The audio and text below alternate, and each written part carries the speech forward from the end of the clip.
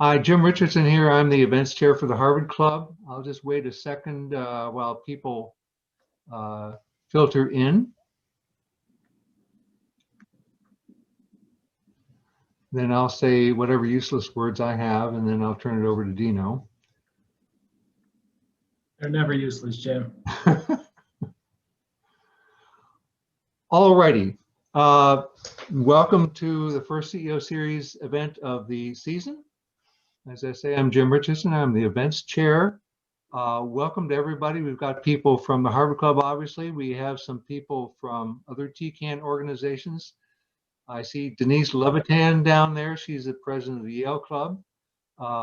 Andrew, as you may know, is a Yale grad himself. Let me see. While we're waiting for people to arrive, I'll just say a little bit more about future events.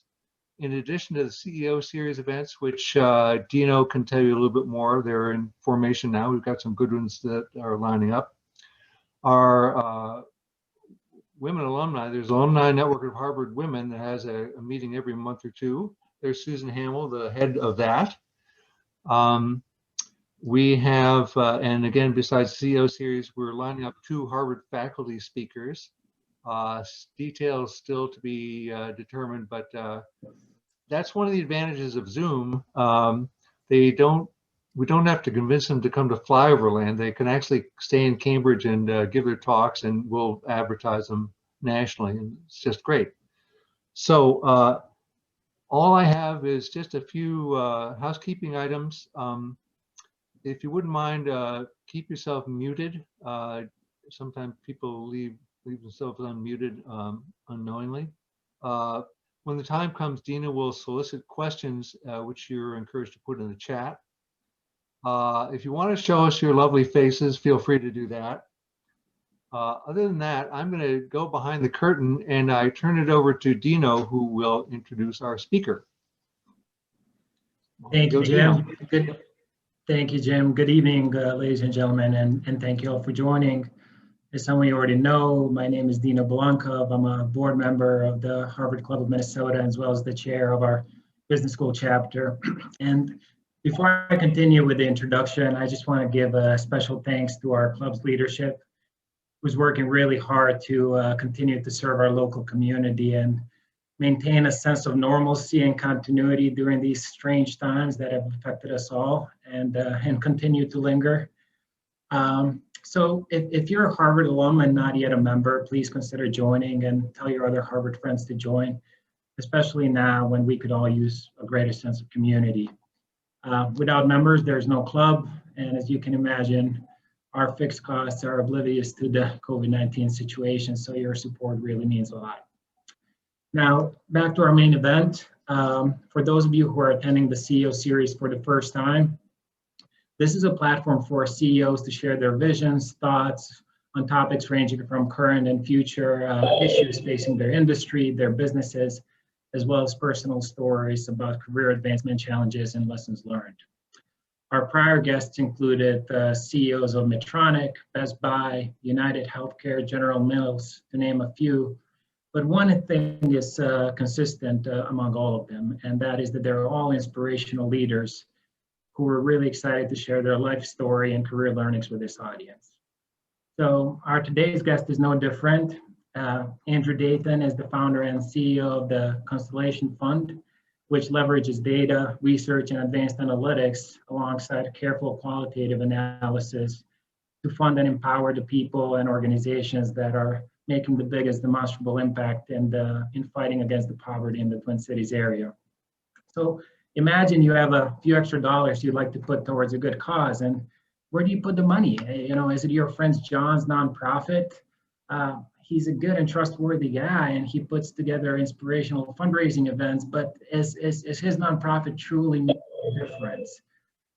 If you're anything like me, most of us have faced a situation in which we were asked to donate to a good cause, and I had no idea if my contributions really made a difference or they just made me feel good about myself.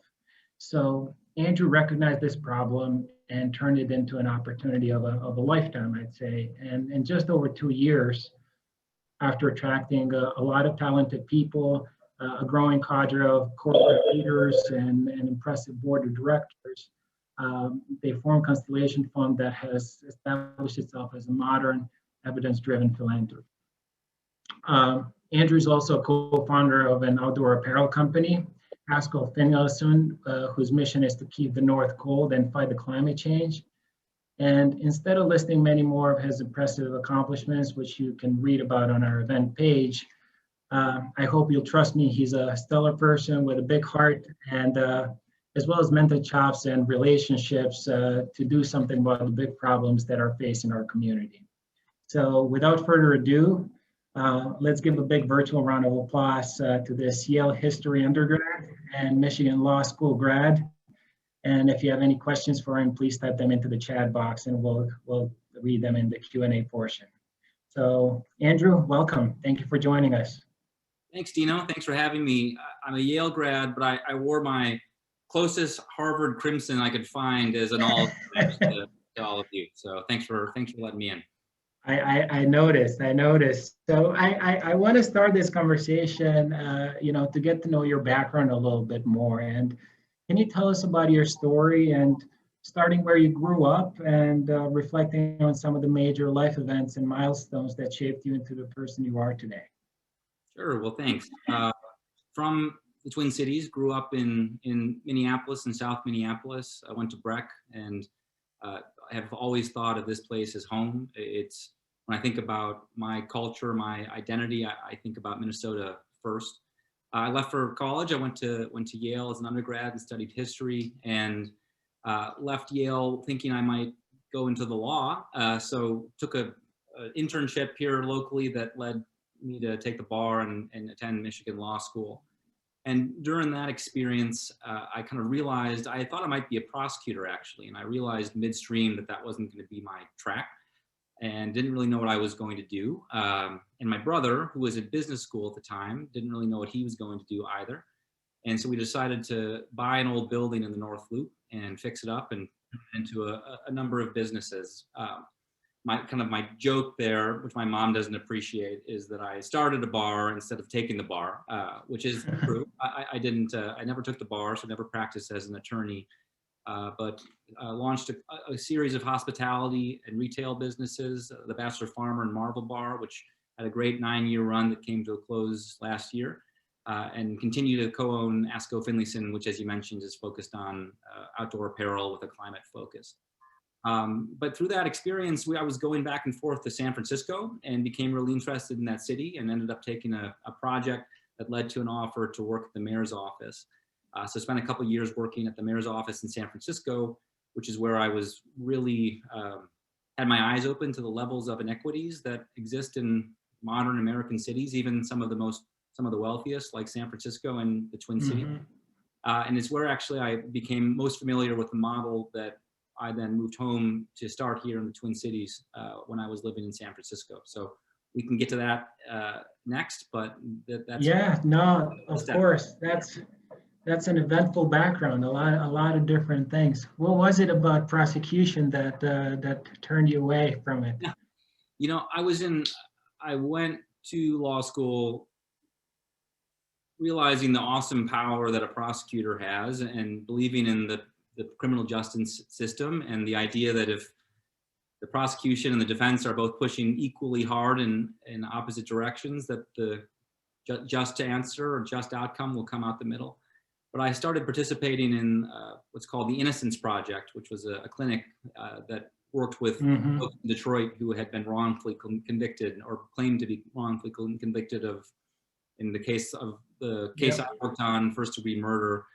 And I just realized through that experience that while I have a ton of respect for folks who do those jobs really well, both the defense and the prosecutorial sides, that if I was on the wrong side of a prosecution like that, I couldn't live with myself. So it was that experience that really pushed me from practicing law. That makes a lot of sense. That seems like a tough decision too at the time. And you mentioned going to San Francisco and noticing big inequality and getting interested in doing something about it. I mean, I would guess that most of us here on this Zoom call have seen inequalities around us, but we don't necessarily dive in and start a Constellation Fund or an equivalent. So what was it about it that really got you interested in philanthropy in such way that you would actually dedicate a major portion of your life to it? Yeah, I grew up, for reasons that I can't take any credit for, being approached as a donor for about as long as I can remember. My father's family here was behind the launch of Target. My mother's family made a huge fortune in oil, the Rockefeller family. And so I came from these two really wealthy and privileged families and was raised in a very privileged way here in the Twin Cities. And through that experience, sort of always had the feeling like I wasn't being a totally thoughtful steward of my resources. I was being approached as an expert on topics like poverty because I had resources to give and my opinion was sought out, my participation in programs was sought out. But the reality was that I had never experienced that challenge, and yet somehow my expertise, my opinion on the best ways to solve it were being placed at the center of the philanthropic experience. And when I moved to San Francisco and again just saw the juxtaposition of a city that is amongst the wealthiest in the world and has abject poverty, the likes of which is hard to imagine in a modern American city, I just became fascinated in a sort of tragic way, and how those two things can both be true. And the Twin Cities is not so different. This is the most charitable state in the country for a number of years running in terms of dollars given and hours volunteered.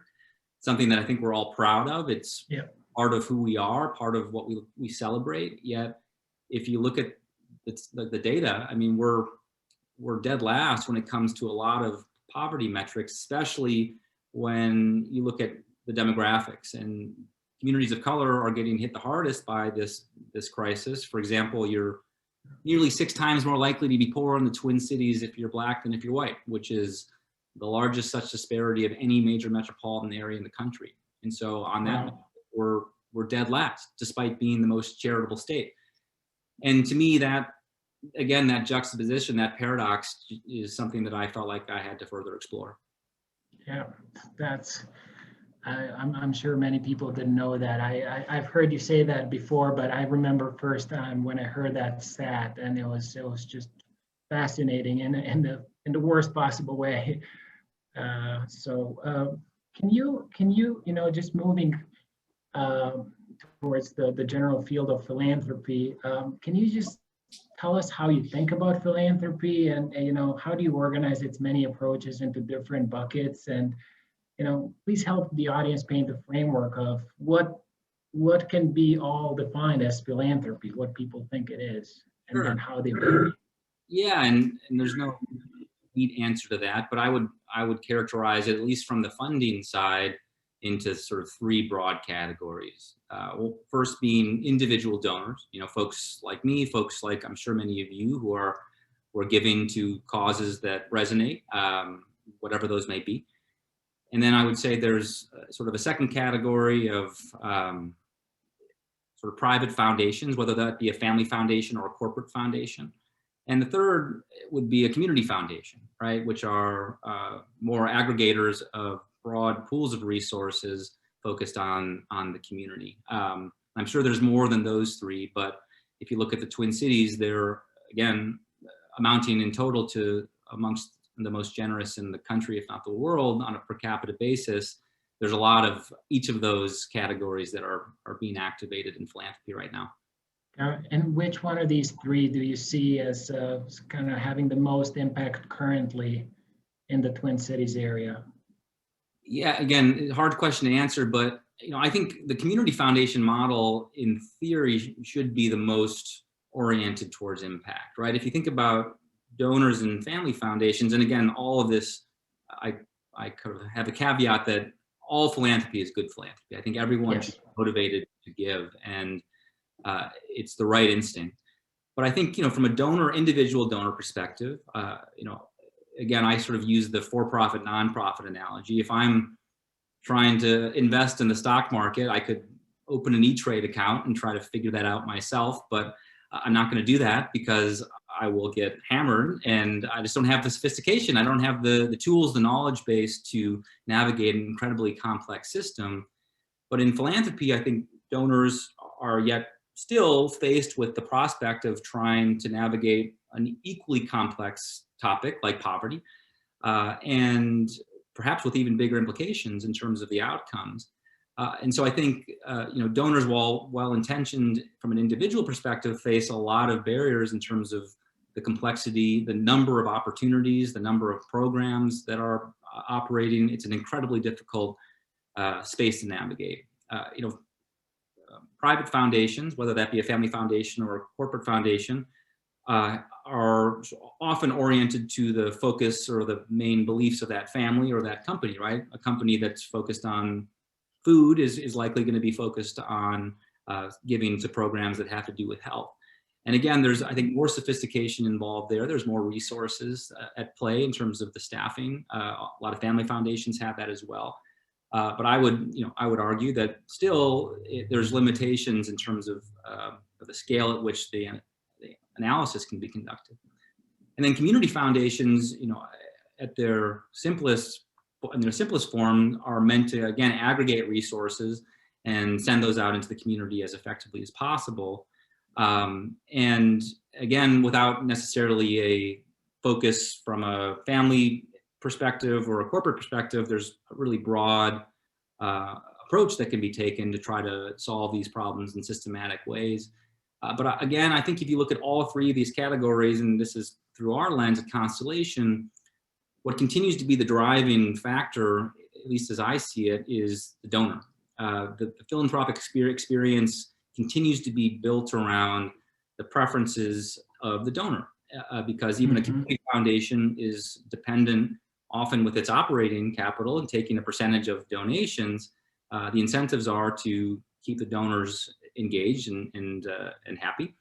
And so as we can get into, what we're trying to kind of do is flip that script a little bit by placing evidence from the community at the center. And just to be clear, these are broad generalizations. There's a lot of amazing foundations across the board, but those are some of the limitations that I see to the current approach. Makes sense.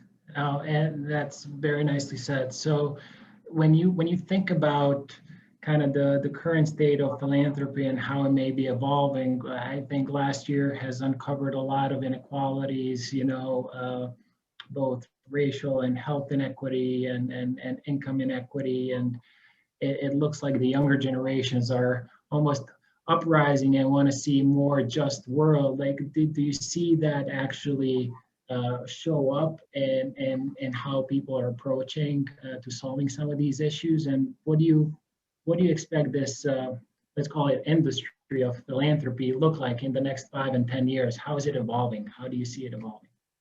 Yeah, well, I think there's a lot of, despite the tragedies that have come with the pandemic, the justifiable outrage that has come from the murder of George Floyd and the systematic treatment of communities of color by this community and many others, I think there are positive outcomes to that acknowledgement that the system is not working well enough.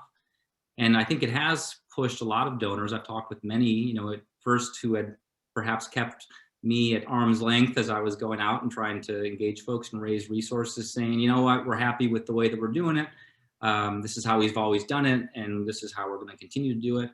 I think a lot of folks right now are starting to justifiably question, or at least reconsider, the ways in which they've been going about addressing these challenges. And again, this is a generalization, but I think to a certain extent there has been this notion that doing good is good enough, right? As long as we're doing good, as long as we're giving, as long as we're volunteering, that's enough. And I think part of what we've seen is that it hasn't been enough. And it's worth mentioning, right? We're not only the most generous state in the country, we're also a high tax state, and we're investing in deep levels on these issues around education, housing, health, transportation, all of these interrelated areas.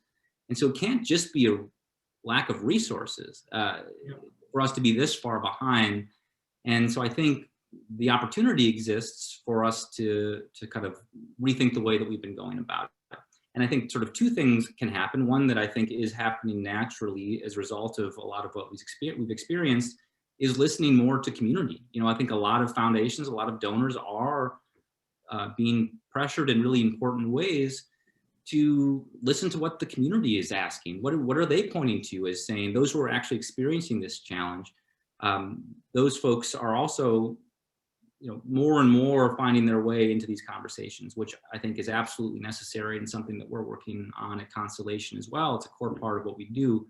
You know, I also see an opportunity for evidence from the community in a different form, which is where Constellation has, I would argue, pushed the conversation forward in a pretty quick amount of time in terms of all this data, all this research, all this quantitative and qualitative analysis that has, you know, you work at UHG. I mean, you all at Optum are using evidence, using data in incredibly sophisticated ways to try to navigate really complex systems and decisions. And in my experience, that information isn't being used at the same level when it comes to trying to understand, again, equally, if not more complicated issues like poverty. And so I see that as a big opportunity, again, not to replace human judgment or community insights, but to live alongside it just as it does in really every other area of our modern lives.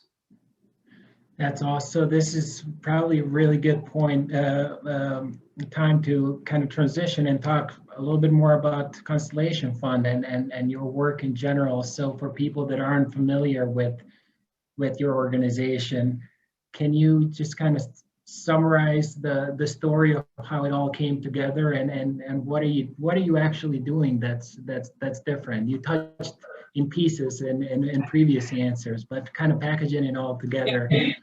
What is Constellation's background and what makes you special? Well, I'll give you the background and decide if it's special. I judge it as special. So this is a new concept for the Twin Cities, but not my or our invention by any stretch. This is a model that was first really adopted and brought to scale in New York about 30 years ago with an organization called the Robin Hood Foundation.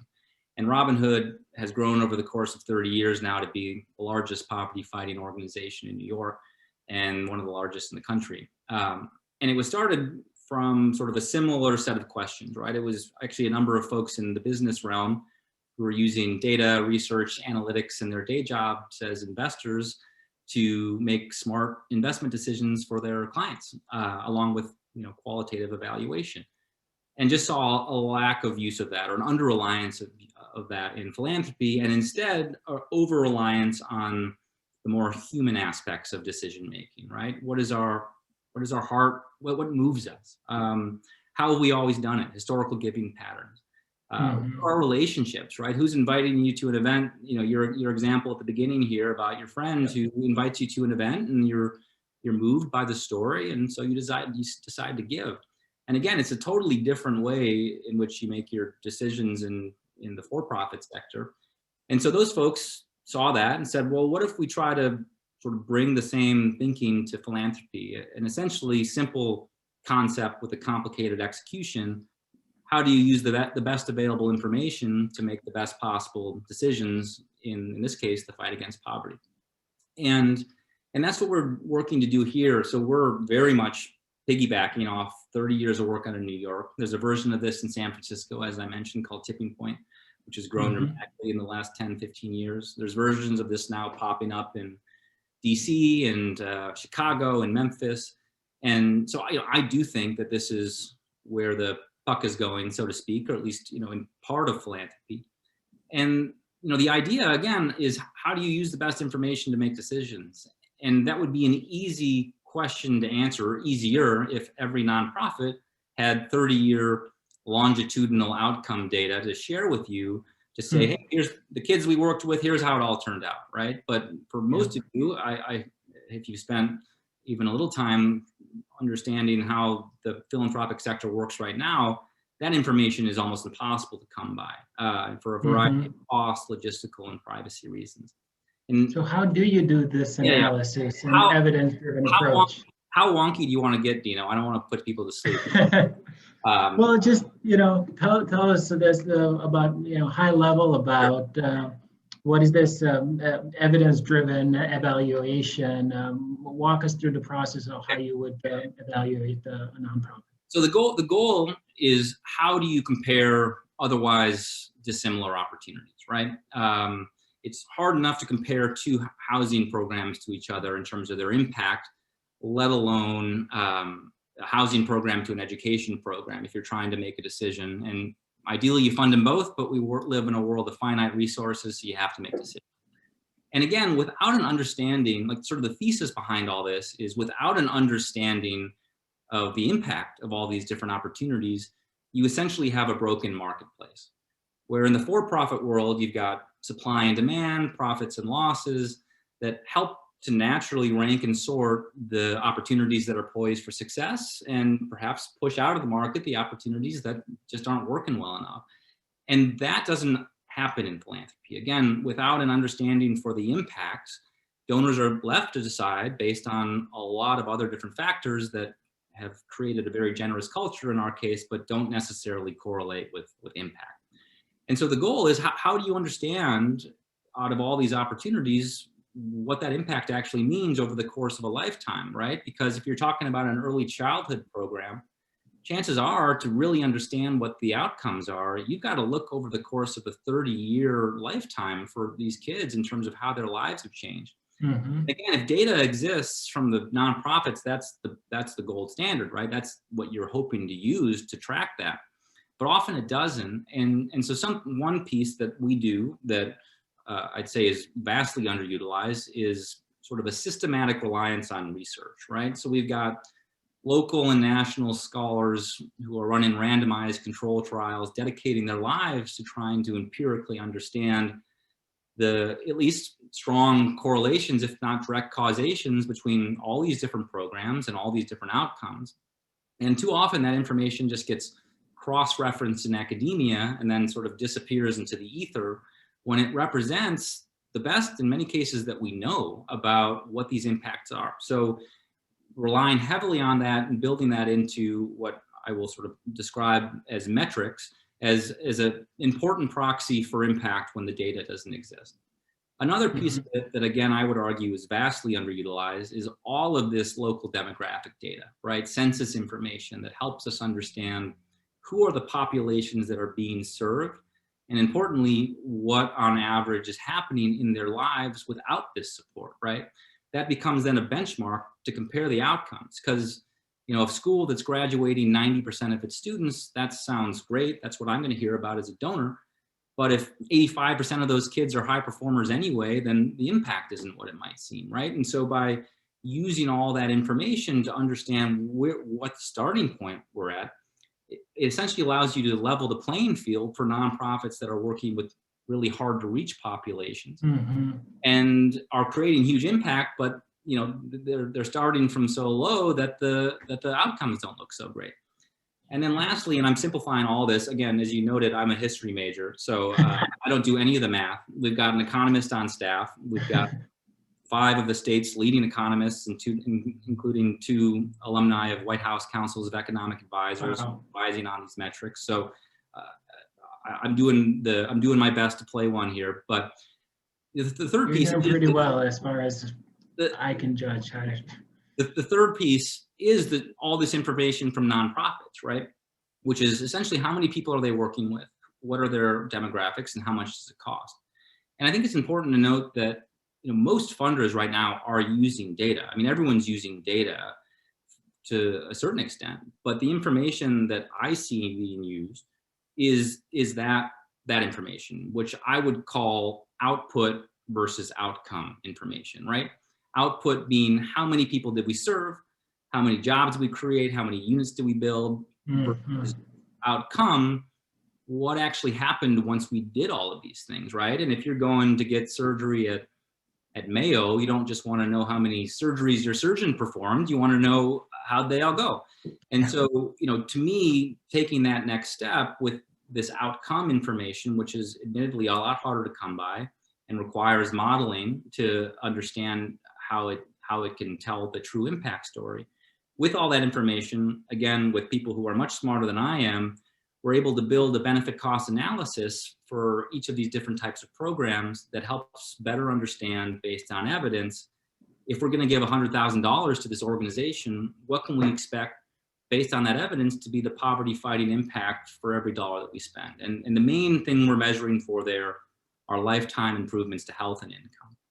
And then again, it's critical to sort of counteract all that with qualitative evaluation, right? What is the community asking for? What are they pointing to as impactful? What's the quality of the leadership? What's the fiscal health of the organization? I mean, that's the long version. The faster answer to your question, and when I have 10 seconds to explain it, I say Moneyball for philanthropy, right? The same evolution that's happened down the road here at the Twin Stadium, where maybe a couple years later than we had hoped, they'd fully adopted this analytical approach to decision making, because they realized what the Oakland A's realized 20 years ago, that humans, despite their best interests, their best intentions, are imperfect decision makers, right? Mm-hmm. Filled with bias and subjectivity and emotion. And that's why Billy Beane saw that handsome players were consistently overpaid, and out of shape players were consistently undervalued.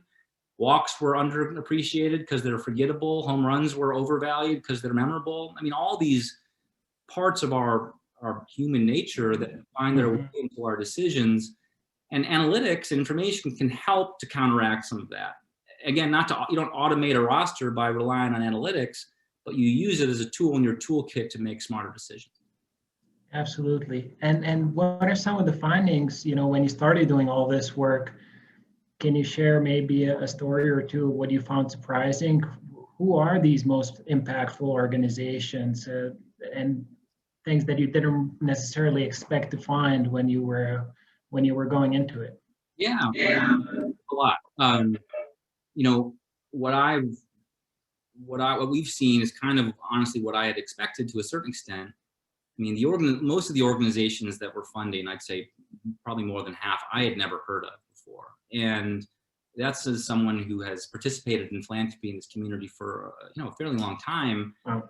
And often, as we're seeing, it's organizations that are really close to the community, that throw terrible parties, that have a frumpy website, that don't have fancy boards, but are doing superlative work, right? In some cases, returning 7, 10 to 1 on investment when you're talking about poverty fighting impact for every dollar that you give.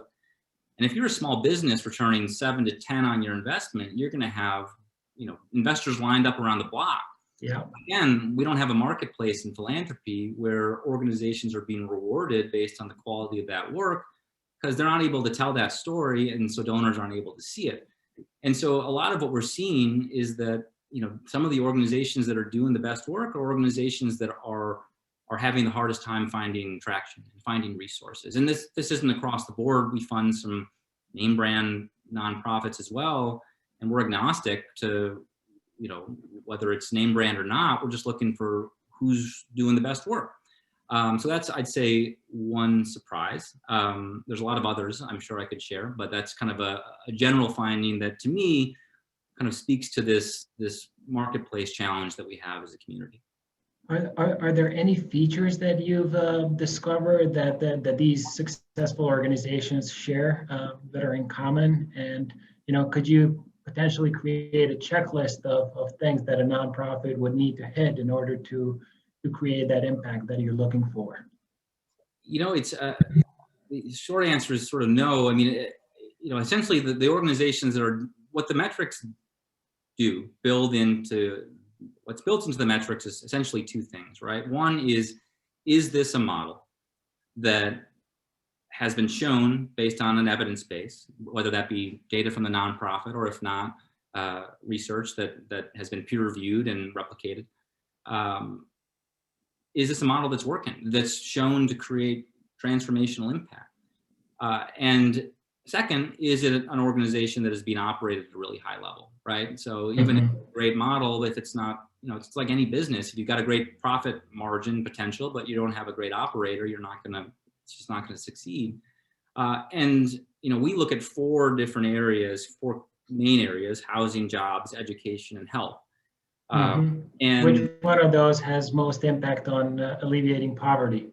Yeah, it's too early for us to make any grand, we've been doing this for about 2 years, right? And we've done a lot of evaluations, but our sample size is still growing, but not, I think, big enough at the point where we can make any grand claims. What I can tell you is part of what you see when you play out this work, at least on the quantitative side, is the interconnectedness of all of this, right? So to think of a housing program simply as a housing program is sort of missing the reality that while a housing program creates huge amounts of direct benefits for the parents and the families in terms of avoiding homelessness, keeping children out of foster care, it also creates huge educational benefits. If that child, if they're stabilized in a classroom, is able to perform at a third grade reading level in a much more stable way, which creates huge ripple effects. And so, your question, a lot of the biggest benefits that you can sort of see, and this should come as no surprise, is through education, in terms of the potential that creates for health and wealth improvements for youths who are able to get a high quality education. But to think, you can't perform in a classroom if you're living in a shelter, and you can't get out of a shelter if your parents can't hold a job. Your parents can't hold a job if they're not healthy. And so all of this is interconnected in ways that can't be disentangled. And we have to, I think, embrace that complexity. And sort of, as I was suggesting earlier, humans are perhaps most troubled with their thinking when complexity is involved, which is again why I think this toolkit can be an asset. Got it. So what keeps you up at night as you think about the future of Constellation Fund? And what's in store? What types of opportunities and challenges you see, 5-10 years down the road? Yeah, in many ways, what we're doing is cutting against trend, which can keep me up at night. If you look at the biggest trends in philanthropy right now, it's in some cases, the rise of the donor advised fund, where it's about sort of, again, individual donors pooling resources and giving those out directly. You've seen some younger folks sort of coming together in funding groups where in some cases, nonprofits are coming to give a pitch, sort of Shark Tank style, and the donors get to decide where the funding goes. And to me, that's a really dangerous direction for philanthropy to be going, sort of an American idolization of what do I think is going to have the biggest impact. And so in a way, what keeps me up at night is, the folks who have gotten on board with Constellation are essentially abdicating some of their power and saying, what, like my resources, instead of sort of following my line of thinking or my preferences, I'm going to turn those over to evidence from the community about what is working best for the community. And that goes for me too. I have zero say in how our dollars are allocated, even as the CEO of this organization. And it's designed that way to ensure that the evidence is going to decide. So I'd say that's part of what keeps me up at night, but part of what makes me hopeful is, we're finding a lot of support from major donors, but also from a lot of younger folks who I think intuitively understand the power of these types of tools in other areas of their lives and are looking at the way that their parents have done all of the giving, which, again, to be clear, this is evolution, not revolution, right? The tools that were available 20 years ago are very much different than they are now. And I think folks are looking for philanthropy to catch up. Makes a lot of sense.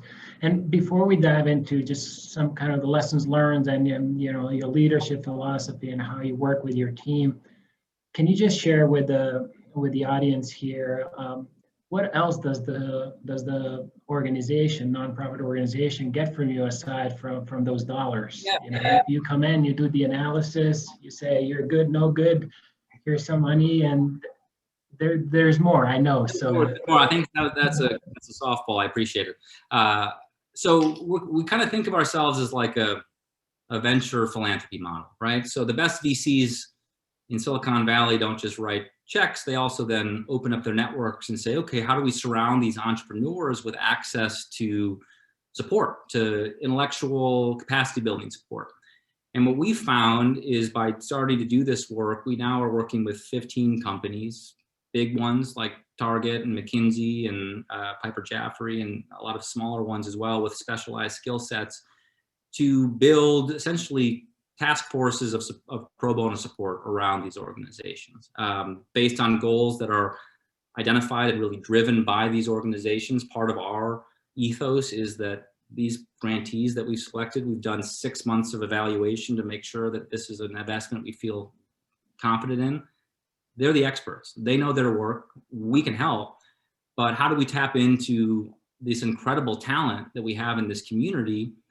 And instead of sort of having our top corporate talent volunteer in ways that, you know, are centered around stuffing backpacks or raking leaves or planting trees, like, let's use this incredible skill set that a lot of these nonprofits don't have access to, and surround them with the support that they need, and then give those nonprofits the keys. You know, they're the CEO of the relationship. We found that to be incredibly motivating and impactful for the nonprofits, but also for the employees who are participating, bringing them closer to the community and serving the nonprofits in a truly service-based mentality, as opposed to, does this work for, you know, the corporate partner as effectively as possible. And in terms of sourcing ideas for, you know, who you're going to analyze and potentially give funds to, do, you know, let's say we have some members from nonprofits here in the audience, you know, do they have to reach out to you? Do they have to wait for you to find them and dedicate them some time? What does that process look like? Yeah, we have an open application process. You can find it on our website at constellationfund.org. Again, I keep my thumb off the scale, so if you send me a note, I'll appreciate it. I'd love to learn, but I'm not part of that decision-making process. So that'll go into our impact process, and it's a long process, but most of that work is on our end. We're building metrics. We're working with economists and researchers. We spend a ton of time working with the nonprofits themselves, I think in a way that respects that they have an important work to be doing, but to make sure that they understand the metrics, that the information that we're using is correct. Is the research that we're, you know, do they have additional research that they're leveraging in their own work that we can be modeling into this? So it's a collaborative process. And one thing I'm proud of is whether or not an organization gets funding, they get access to this impact evaluation report, which nonprofits right currently are paying $50,000, $70,000 for to some private firms to be able to conduct, to help them understand their impact in more tangible ways. That's out of reach for just about every organization that doesn't have 70 grand sitting around for an R&D project. But those nonprofits should have access to that type of information. Whether they want to use it or not is up to them. Yeah. So whether or not an organization gets funding, if they go through the process, they get this analysis report that has a lot of value in and of itself. That's very cool. We are quickly running out of time here. So I'll just, you know, I'll ask you before we open it for a Q&A, is there anything else you would like to share with the audience that you think is really important and I didn't ask you? No, look, and the first thing I would say is that we're still building this. Our metrics are available online. We're putting them there so people can poke holes and help us make these stronger. You know, this is, you know, in a way, a technology that is only as good as the information that flows through it. And so part of what we're first to acknowledge is that all the work that we're doing is imperfect, just like everything else. But I mean, the reality is that donors are already making benefit cost analyses in their heads, right? If you give to an organization, whether you're consciously making this decision or not, you are essentially deciding and comparing all the other opportunities that you might have funded with that dollar. And so our whole approach here is to say, well, how about on the front end, we do as much work as we can to inform that with the best information that we can get our hands on. You know, it's like Google Maps in a way. And again, we're long ways away from Google Maps, but if I'm trying to get from here to St. Paul, I can kind of try to wing it.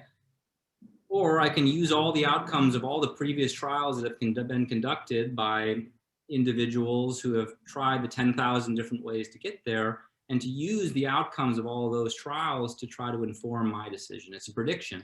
but it's a prediction rooted in evidence. And I think if we can start to bring some of that thinking alongside all this critical qualitative information that is coming from the community, and frankly, move my opinion out of the equation, I think we'll get a lot closer to where we want to go. Well, in my humble opinion, I think what you're doing is amazing, and I love the humility you have, and you know, in form of this is never going to be perfect, but we can only aspire to get a little bit better every day, and it takes a village. So, Andrew, thank you so much. I'll open up a chat and see if we have some questions from the audience here. So here's one. Can you please talk about how you share your findings with policymakers so they can use the data more broadly, eventually erasing the needs for nonprofits to fill social gaps in the That's the end game in all this, right? I mean, I think philanthropy, like maybe the dirty secret in philanthropy is that there's not enough money in philanthropy to solve any of the problems that we're talking about here or anything else, right? And I think the more that philanthropy can get on board with that and just be open about that fact, the more that we can start thinking about, okay, if that's true, what is the best way then philanthropy can be part of an ecosystem that can work at scale? And you know, when I became convinced by this work was when I was working at the mayor's office in San Francisco, and you're drinking out of a fire hose in an executive office like that. You're just trying to get through the news cycle and sort of figure out how to keep the city running. You don't have time to stop and do a 6-month evaluation as to whether, you know, out of 10 early childhood programs, which ones are operating at the highest level. But philanthropy has that ability. And I think, you know, there's a role for philanthropy to be playing in terms of, you know, if you think about philanthropy as, in a way, kind of fertilizer for the community, right? You're trying to put resources into the community to make it healthier, to give it, to let it grow. There's a role for fertilizing the entire lawn. But there's also, I think, a role for trying to identify which are the oak trees or the saplings that have a chance to become the oak trees. Yeah. And at the mayor's office, we were often pointing to evidence out of Tipping Point, which is our sister organization out there. And frankly, it was helpful to get things through city council because you could say, look, don't take my word for it, the Politico, in an emotional and politicized environment. Here's the evidence base as to why this program deserves this funding. And to me, that is, you know, the end game in many ways for Constellation in a totally apolitical way. If you look at our board, it's composed of a bunch of folks on both sides of the aisle, but I think everyone can agree that we want to be funding programs that are having an impact. And so very much our goal, we're having some of these conversations at an early level with folks at the county level, for example, who are facing a lot of the same challenges around information that some other funders are, in terms of how do you get past this output stage of data and closer to outcome. And we're too small at this point to be able to sort of grab the reins over at Hennepin County. And again, nor should we. We should be a part of their decision-making process. But I think that that is more and more what philanthropy should be thinking about. Again, how do we be part of an ecosystem that can work at scale? And there's another question kind of piggybacking on what you just said, like, do you engage in Minnesota legislative advocacy on housing and other key issues? It seems like the evidence-based approach would be transferable, and how do you think about that? Yeah, you know, the answer is not yet. You know, again, I think wanting to walk with a sense of humility in this work, in that, you know, we've got to do this work and really try to understand with a sample size that feels rooted in not just one-off. I mean, each of these evaluations is evidence-based, but they are each sort of individual in their nature. And part of what we're working towards is a point where we can start to draw conclusions out of what are the characteristics of a program that is performing at a high level in education or housing or health.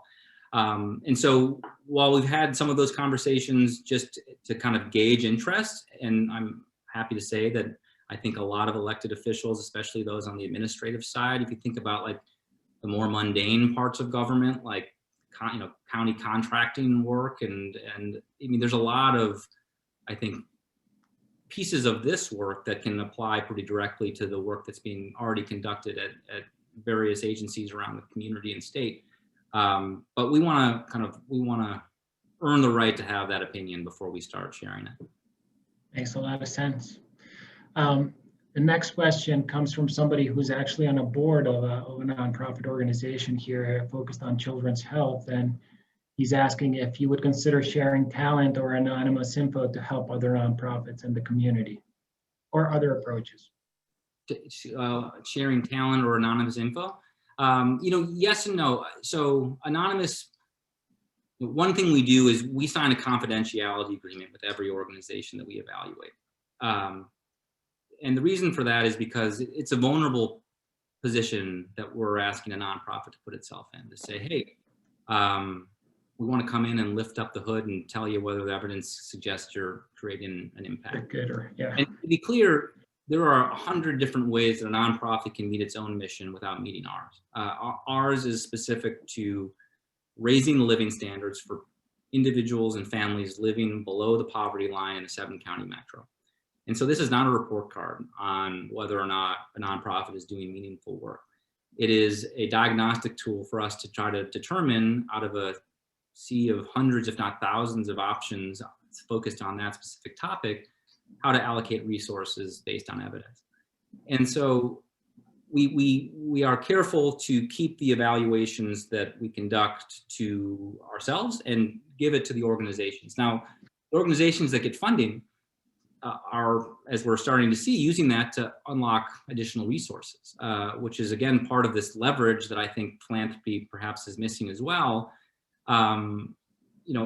An organization that we give a grant to is then able to take that to another funder and say, again, here's the evidence base for why this is a worthwhile investment. And we're hearing from a lot of our grantees that that is starting to happen. And again, that's what, in my mind, the beginnings of maybe a more impactful marketplace, if you think about that. But so I don't know if that totally answers the question. In terms of sharing talent, I think right now this Beyond Dollars program, for example, we're connecting with companies around the Twin Cities. We're still building our internal capacity to even serve all of our current grantees. We've got one woman who's doing God's work and working with 15 companies, doing 100 different, with 100 different employees, doing 15 different projects, and our 60 different projects with 15 grantees. So we're still getting up and running, but we'd love to be able to share those resources once we have our feet under. Can you just share briefly about Beyond Dollars vision? Yeah, I think it's like, a lot of these organizations that we're working with, is run by someone who understands their community deeply, maybe has a master's in social work, and is very, very good at addressing their community and the problems that they're trying to solve. But like any of us, has strengths and weaknesses, and in many cases doesn't have the expertise in terms of how do you sort of build a database? How do you scale your impact? And how do you build a sustainable funding model that allows you to have full-time and part-time and contract employees and sort of tie that to, as someone who's run now a couple businesses and a nonprofit, this is way harder because there's a lot of stakeholders involved, and you're constantly struggling with resources and the reliability of resources. And there are people all over this community with incredible talents who are very, very good at doing those exact things, right? And essentially we're an opportunity broker. We're a matchmaker to say, okay, you have this problem, you're doing great. And we go to McKinsey and say, hey, here's all the evidence for why this is worth your time and your employees' time. Come in and help fill this specific role. Or Target Creative has gotten involved. Here's an organization that is returning 12-1 on investment. Like, more people need to know about this. Can we leverage some of your time and talents to help with their marketing so they can tell their story better? To me, these are entrepreneurs. These are all entrepreneurs working on the ground the same way that any other startup entrepreneur is. And if you look at the type of support that for-profit entrepreneurs are getting, it's not just a check and a good luck, it's access to resources that help them have a stronger path forward. And we see an ecosystem where we have all of those tools here. And the best part is all these employees want to be helping the community, and they want to be rolling up their sleeves and digging in. And we've got plenty of nonprofits that need the help. So it's just a matter of matching. Makes sense. I have one more here I really like, and then I'll reserve the right to ask the last one, the closing one. But it's going to be an easy. So they say what you measure is what you care about. Is there any consideration of measures other than health and wealth? Has there been any consideration of measuring life satisfaction, meaning, social connectedness, or joy? You know, it's a totally fair point, and we can only, if there is a reliable way, if there is a reliable way to measure and essentially quantify in a replicable way the sense of security a mother knows knowing that her child is in an after-school program, that would be built into our metrics in a heartbeat. The problem is that the social science hasn't necessarily caught up with those types of factors. And that's why, as I say again, you know, this toolkit that we're building is built to be improved constantly. I mean, we are always rebuilding our metrics. Every time we use them, they get rebuilt. We're always, you know, working with research partners to make sure that we're building in the most current research on each of these topics. But in the meantime, that's why we spend an inordinate amount of time focused on qualitative evaluation, hearing from participants of these programs about those exact types of topics. And there has been many, many, many times where we have decided to fund an organization that ranks lower on the benefit cost analysis for those types of qualitative reasons, right? Again, the goal here is not to blindly follow these metrics. They are what I would point to as a critical and incisive tool in the broader toolkit. So the point is well made and well taken, and it's something that we're currently taking very seriously in our qualitative work. And I believe that if this field can continue to grow, that type of measurement will find its way into the quantitative side as well. Makes sense.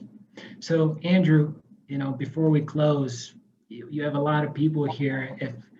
How can we help you? You know, if you could ask anything of this audience, how can we help share and spread your message and then help you do even better work in the future? Yeah, well, thanks. That was a softball, and I appreciate it. Look, I have to say it. If you're interested in supporting what we're doing, you can donate online. One thing I failed to mention, our board covers 100% of all of our operating costs. So we pay for everything that we do. We pay for all the staff, we pay for all the metrics work, we pay for everything, which gives folks the confidence and the promise that every dollar that they donate to Constellation, 100% flows straight through within 12 months to the organizations that evidence indicates are having the biggest impact. So while you're donating to Constellation, we're not taking anything off the top. And it's all going to places that I can show you the evidence as to why those are the decisions that we're making. But it's, you know, at this point, part of what we're doing is just having conversations like this with people. This is a new concept in the Twin Cities. It's a different way of thinking about these topics. If this resonates, if it doesn't, I'd love to hear your feedback. And if folks that you think might be interested in having a conversation like this, you know, what we've found is just by sharing this idea and this work, you know, we've been able to bring a lot of really interesting people to the table in terms of our board, who again is helping to pay for all this. In terms of, you know, we've gotten now $1 million donations. We've gotten a lot of $10 donations, and it all goes to the same place, and it's all supporting the same mission. And to me, the same idea about what does the next iteration of philanthropy look like in the Twin Cities. And if that resonates, we'd love to hear from you. We've got virtual events right now. They'll be in person, hopefully soon enough. So lots of opportunities to learn more and get engaged. Andrew, thank you so much for everything you do for our community. Thank you for taking the time to share your story tonight with us. Thank you to the audience for showing up and for your great questions, and hope you will join us for the next CEO Series event in mid-March. We have a new venture capital in town, Bread and Butter, and their leadership. So hope it's going to be a great conversation. But once again, thank you all, and have a great rest of the evening. Thank you.